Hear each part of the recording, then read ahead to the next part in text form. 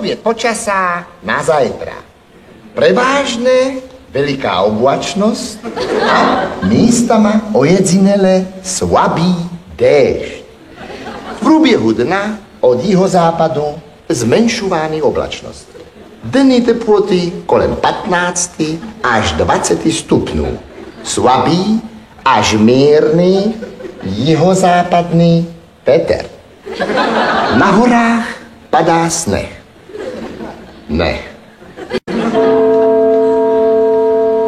Vítám vás nad listama našich diváků. V programovém zložení vám vychádzame vstříc rozmanitostců programového zloženia.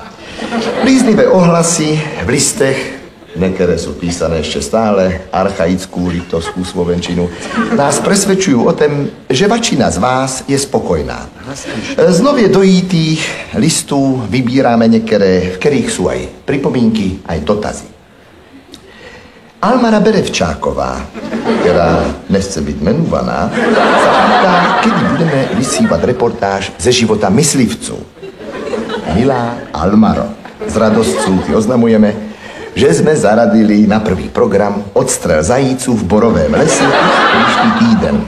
A to sice v denným termíne, ponevač v nočných termínech jsou zajíci neviditelní. Anča Broďováková Kromerížanská sa nás ve svém obšírném liste zeptala, kdy budeme vysílat další porad Věda pro prax, který sa jej a jej manželovi velice lúbil. Porad Věda pro prax, milá Aničko, budeme vysílat porád, ponevač o porad cyklického charakteru a teda ho môžeš vidět už na budúci měsíc v tém istém exponovaném termíne. Žáci 8. B třídy z Grumbírovec sa ptajú, proč sme vysílali prenos z majstrovstiev sveta v Gulečníku tak neskoro, že všetci pozaspávali. Milí žáci, milé žákyne, majstrovstvá sveta v Gulečníku, které sa skončili včera v Zohore, sme vysívali pro dospělé, ponevač Gulečník by žáci hrát neměli ze zdravotných důvodů. Zadýmený šenk a tak dálej, a tak dálej, a tak dálej. S výsledkama majstrovstiev sa s vama ráda podelíme.